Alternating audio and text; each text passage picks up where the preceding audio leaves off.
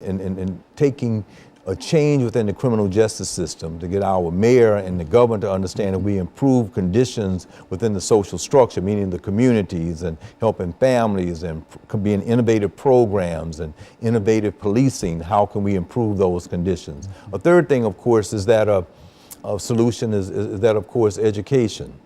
And I think from pre-kindergarten through high school, how can we better inform our kids about what happened in the past so that we can have a better type of society presently?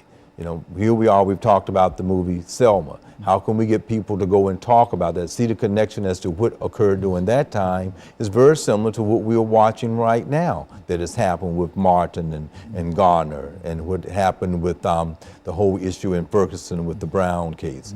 And or they going back early at the Emmett Till case, 1954-55, or during the Civil Rights Movement. But the issue today or is during Nat Turner's insurrection, which is to say that that's and I think you've said that. That's right. It's a part of American institutional kind of thing. Very good. Absolutely. From slavery to now, we've seen some of those same patterns. And so we need people who are in authority to understand those patterns so that then they can look at the present system that we're in and then bring about change. As recently as last night with President Obama, he mentions that in the State of the Union, that we might have different perspectives on looking at what happened in Ferguson or the Brown case, but if we can deconstruct it and at least come to some commonality of what we agree on, we might be able to make some advancement, and I think that's another solution as well. But we have to understand the issues and concern, understand the patterns, and see that pattern, and then have some solution to it.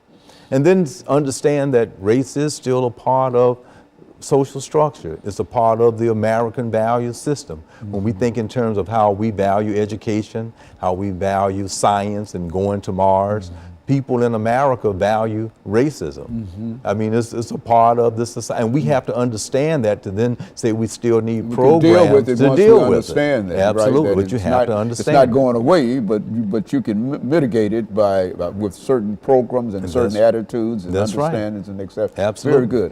But we have to understand it as a solution. And what has happened here in America historically, we like to sweep it under the rug, so to speak, or not to have a true dialogue. When I say true dialogue, I mean, we have to understand the terms, the concepts of what is prejudice, what is stratification, what are some of the disparities of someone who has and someone who doesn't have. One of the questions I might ask sometimes in my class, why would someone spend $15,000 to $20,000 to send their kids to a first grade, second grade elementary school so that they can be in a social environment where just the kids are reinforcing learning in the same way. They don't have to be ostracized by trying to be a good student. And that's what they are spending it for. Can't be too much content different. But how can we have systems like that that can help that infrastructure of everyone that goes to the public schools in the same way? So that would then help the criminal justice system. There might be some interplay with police officers going into the public just in their regular clothes, helping out with coaching, helping out with doing it so they can see that authority figures are there to help, not to be someone, an agent against them. So we need to come up with innovative types of solutions, and I think it's all in the understanding of it, the history and the social science of understanding the problem as a system.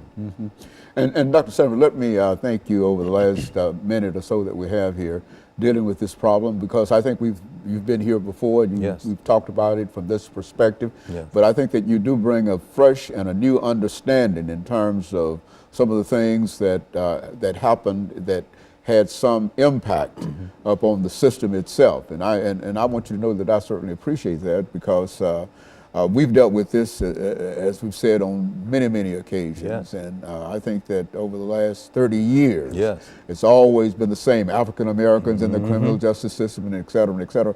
But I think that people might be coming to an understanding. And I think it's because people like you and others have been able to bring a different perspective in terms of some of the issues that we have to face. And that's why I want to thank you and for being here with us today. And let me encourage our audience to tune in again next week for another informative edition of Comments. Thank you and good morning.